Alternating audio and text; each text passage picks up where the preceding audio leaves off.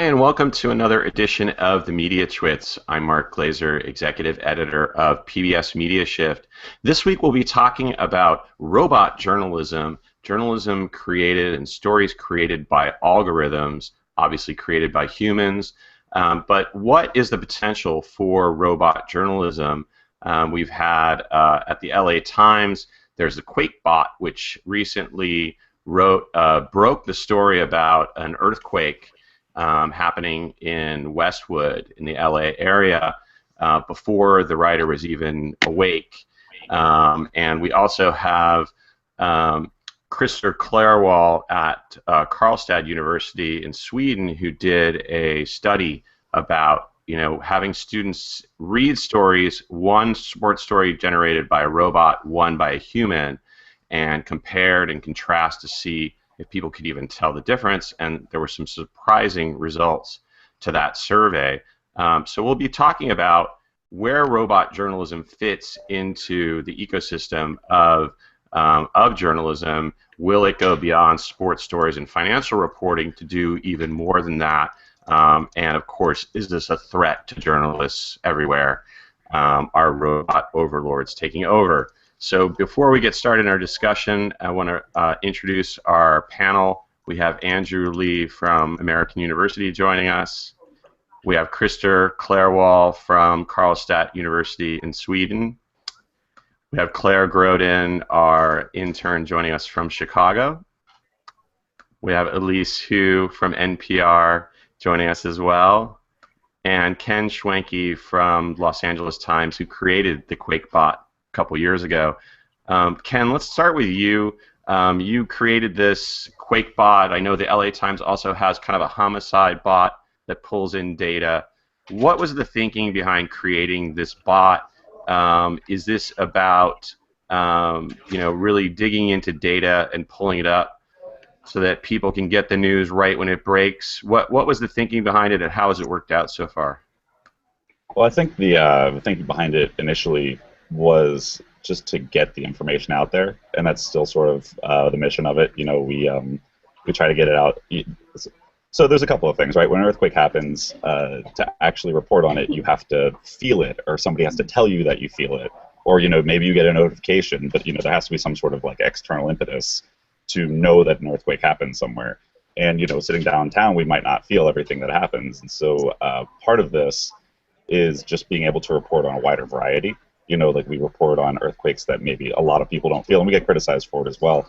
Oh, I didn't feel this, so why are you reporting on it? Well, you might not have felt it, but somebody did, and they might be actually looking for that information. And part of it is just easing up the amount, like the workload for people. Nobody really wants to go crawling through the USGS website to try to pull out the information and write the same, basic story to get something out. And so this kind of gives you this initial kernel to start with and get the information out there as fast as possible so that people can start developing a story. And I'm going to guess there's this picture of the robot in Slate that's sitting at a laptop that we have up on the screen share. I'm guessing that's not exactly what the robot looks like. No, it looks like a couple hundred lines of messy Python code. Elise, what were you going to say?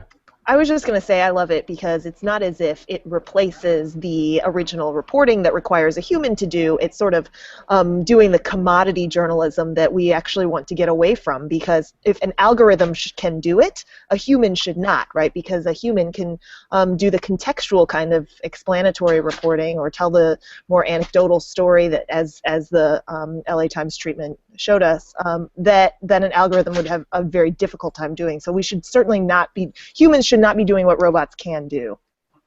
Yeah, on some level, that's kind of the point of it, right? It's those rote things that a robot can write.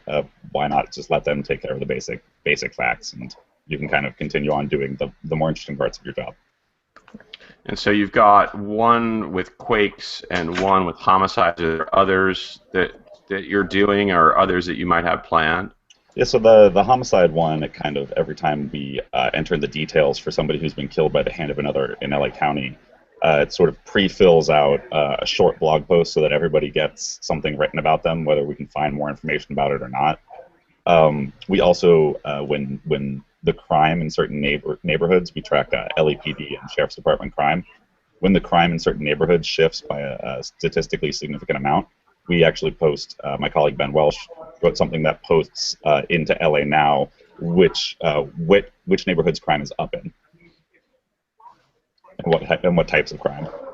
And would you consider, or is there a thought to do it? I know a lot of these kind of bot reported services like Narrative Science started with sports, and so would you guys consider, let's say, taking on the smaller kind of semi-pro leagues or little league or some kind of coverage like that using bot reports? I mean, I think with earthquakes and homicides and crime, it's something that we've all been interested in, and right now I don't think there's anybody who really wants to put in the time and effort into building something like that. It's just never been a discussion that we've had, or at least that I've ever had. And what do you think, Andrew, about this idea of having news organizations jump in and using bots to do kind of really basic financial? I know Forbes has used Narrative Science just to do some of its financial reports, and some of these really rote kind of sports stories and quakes and all these things. That seems to make a lot of sense. Do you see more potential than that? Yeah, I mean, I think what Lee said makes a lot of sense, and I think a better phrase would be to say bot-assisted reporting, where it's almost like in a factory where the big machinery stamps out the things, but then the human being kind of finishes the sides and polishes it off. And in Wikipedia history, this was pretty controversial. Back in 2002, when they were still growing Wikipedia, there was a bot that in 6 days, added 30% of the articles in Wikipedia simply by looking at census data and just spitting out 30,000 articles that were just taking data and then writing it into prose. Like, Middletown, New Jersey has a racial population that looks like this, and it was just all expanded into prose. And that was really controversial at the time. But there were so few people editing Wikipedia back then, some guy just did it, and it just kind of stuck around, and it was a good starting point for filling out the articles about towns in the United States. So I think after that lesson, at least in the Wikipedia community, they felt that bots should help, they should assist, they should suggest, they can do a lot of the heavy lifting, but you still want that human being to be there as the polisher to make the final decisions. And that's the norm now in the production community. And I think ultimately that's how journalists will be using these tools, is that why not, when you're trying to cover all the NCAA games, NBA, NFL, and all these things, why not have an algorithm at least do 80% of the work as to whether the performance of an athlete was average or was historic or was record-breaking, and why not have that assistance when you are a journalist? And Krister, let's talk a little bit about the study that you did recently.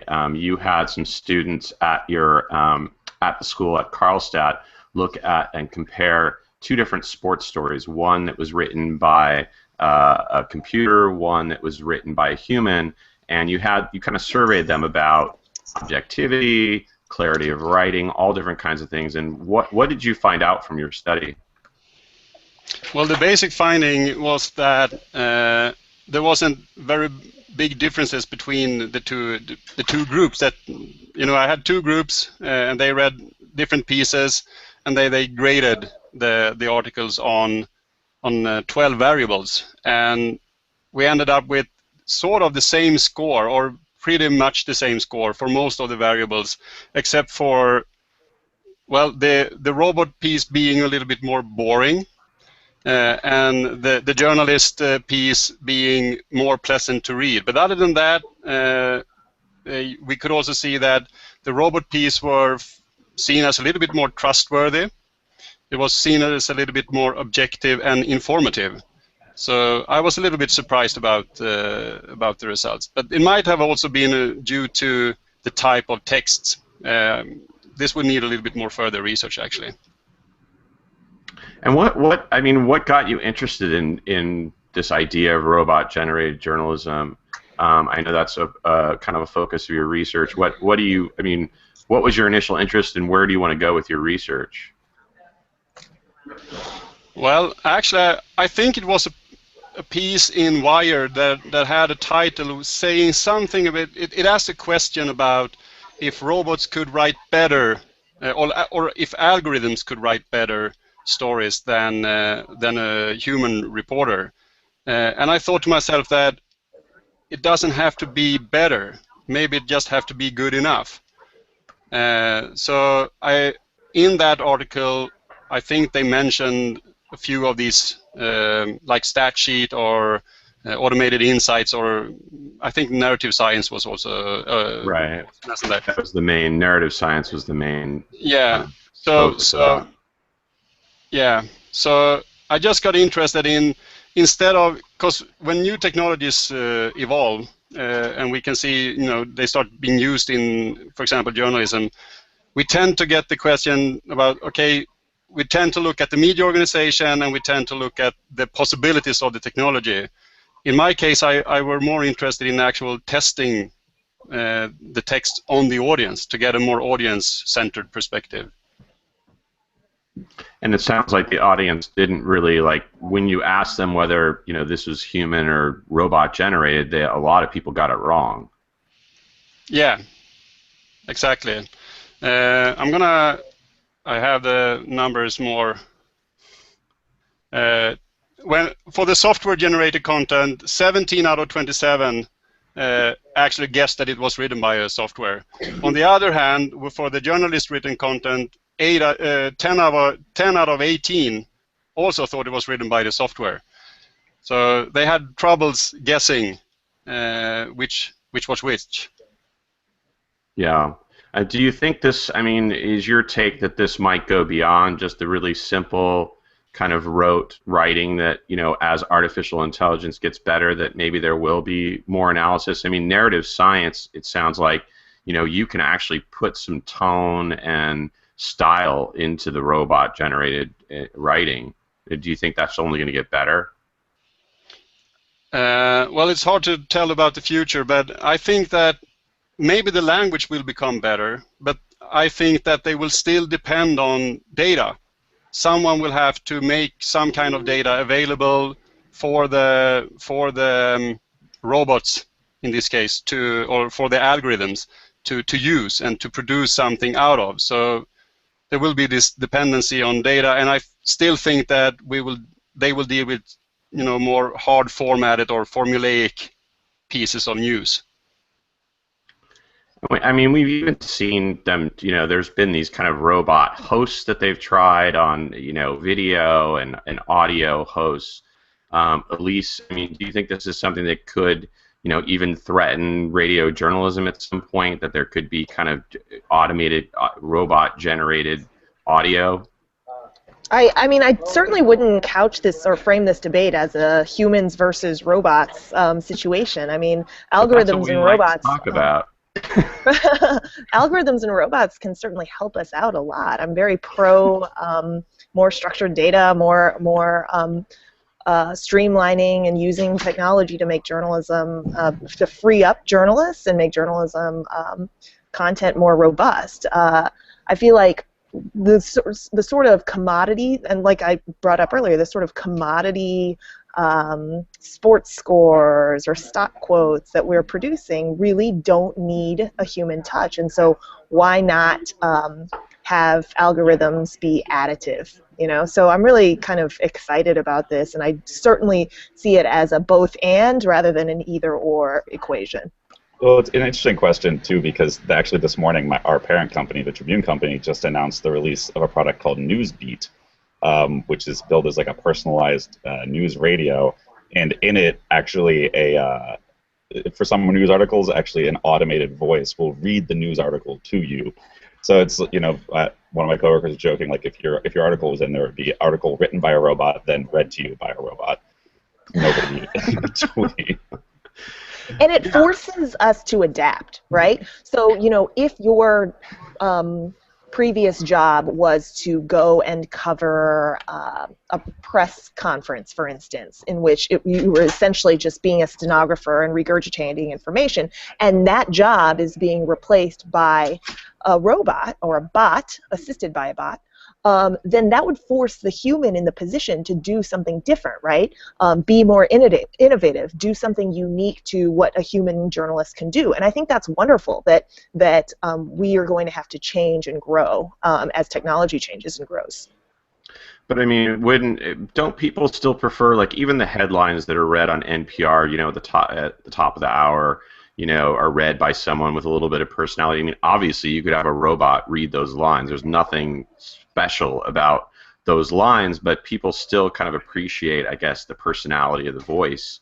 Yeah, so that's a different question. So you're asking specifically about voices and humans, and I haven't seen any sort of automated technology that does like just rote reading of news stories come anywhere close to, say, Lakshmi Singh or any of our newscasters. So I don't think that that's something that we really need to be concerned about within the next 1 to 2 years. Well, the chipping company is trying. You have Lakshmi? Does Newsbeat have a Lakshmi voice? What's that? I haven't tried. They definitely they were interesting, although I'm not quite sure if they were the most pleasant things I've heard. Right, those have been experiments that have gone on. I mean, I feel like it was some major news organization, was it the Times, and correct me if I'm CNN wrong. at one point was doing some things too. Exactly, and this has been attempted, but I don't think it's gotten quite there yet. I'd be interested to see how things shift when voices become more realistic. Andrew, do you have any thoughts about this and where the robots are our friends right now, but we know eventually they will be our overlords? Yeah, I mean, it's interesting how things loop back on themselves and we try the same experiments again, right? Anyone remember Anna Nova? That was kind of the 3D animated thing, and it was just robotically reading what was written as prose, and it was not very good. New York Times, if you remember in the early days of podcasting, New York Times used to have a daily podcast, and I used to listen to it all the time, but it was sometimes excruciating because they never really rewrote the text for the ear.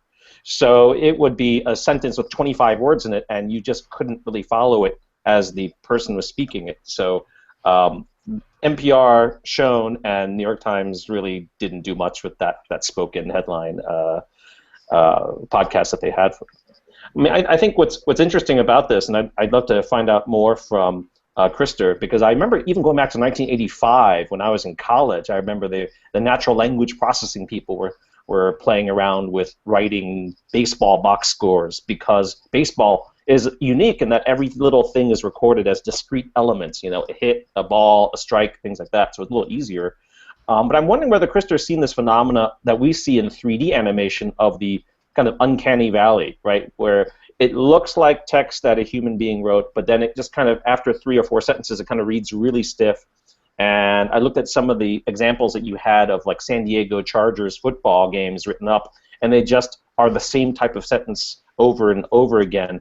And whether you see some kind of threshold for human beings reading this when they kind of figure out, this is not a human being, and they kind of get, uncomfortable reading at some point, and what that threshold might be and how you adjust for that. Okay, I haven't looked at that specifically, but it's been suggested when I first presented this research, the research for my study, I got the suggestion that I should cooperate with linguistics to actually look a little closer at the actual language and what happens to it. But I don't have that much to say about that. But what was the second question that you had?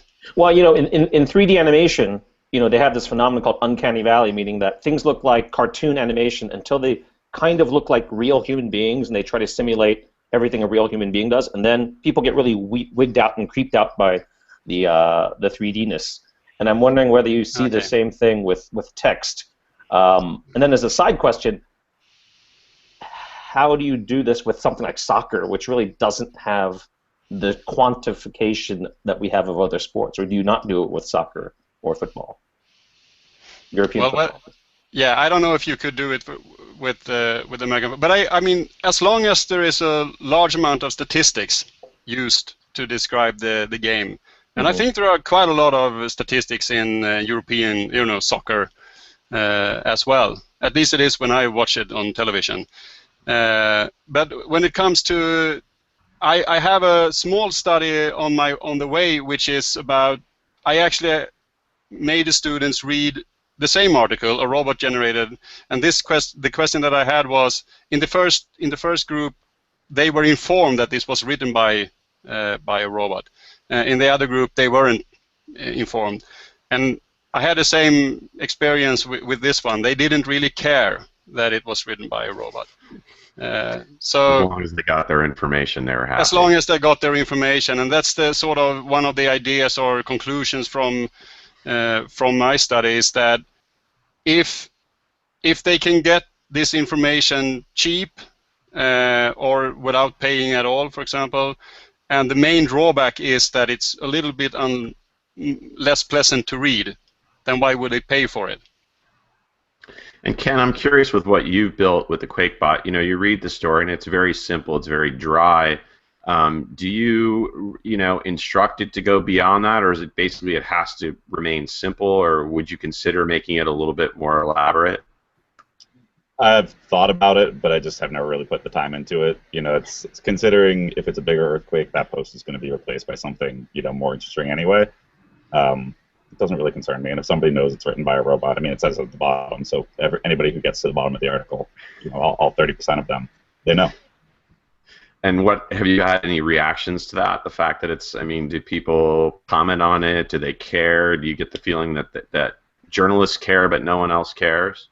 There have been, I think, maybe like 3 people, like from time to time I'll go and read the comments on the stories, and there have been maybe like 3 people over the course of the last 2 years who have actually noticed, even before, I put the thing in there, like, oh, these all look the same, they must have like a templating system. Never really concerned me. Yeah, so it sounds like your audience doesn't mind. It's a service for them, and it means that you guys don't have to have people trolling these databases overnight. Yep. That's great. Elise, did you have any other thoughts about this or where this is going? I'm generally excited about it, as I've said. So, I'm wondering for Ken and Krista, I mean, what other applications do you see going forward that are either easily applied to this method or things that were just a little bit short of in terms of technology? I mean, when I was living in China, one of the most useful things was the air quality index, right? Certainly that was the daily report that you really don't need a human being for. You just get it off a few readings and you pump it out saying, should you be wearing a mask today or can you breathe normally? So, I mean, what other applications do you see, this algorithmic application for? Well, it's that would funny. be good at LA at one point. Sorry. It's funny that you say that because I signed up for actually the air quality, the Southern California, the South Coast Air Quality Management District actually has an email blast that they send out as well, and I signed up for it just to see, how interesting it is, and it's definitely, it's a candidate for it, but for the most part, our air quality is pretty good these days. So, it's a lot less necessary, but there are, we don't tend to write when there are sensitive days for people, so it's maybe a good candidate for it. And then there's unemployment numbers. I had a roommate for a while who was on the business desk, and he would have to wake up early in the morning and write the same unemployment story, doing the same calculations every morning. And I kind of floated the idea, but never actually completed a way of doing that. Chris, did you have any other thoughts about other areas that could be covered outside of sports, finance, earthquakes, natural disasters, these kind of first responder ideas? Yeah, no, actually I don't know, but it's the thought. I've been thinking about every kind of event can in certain ways be broken down into some sort of discrete, what is going on, when it's going on, and so forth. So, but I haven't really thought about other applications for this. In this case, I was just more concerned about how do the audience perceive this. So I haven't really thought that much about it, but I really should start thinking about it. We'll give you some more ideas for research to do, and then you can come back and let us know how it goes. Yeah. Well, thanks everyone. I appreciate it. I think it's an interesting topic, and we'll see how it shakes out with all the kind of push towards data journalism and sifting through data. As Elise said, it's really exciting to think about the potential, and also the potential for news organizations to cover a lot more than they currently can. I think is exciting. I want to thank our panel, Andrew Lee from American University, Krister Clairwall from all the way from Stockholm and Karlstad University, Claire Groden joining us from Chicago, Elise Hu from NPR News, and Ken Schwenke from Los Angeles Times.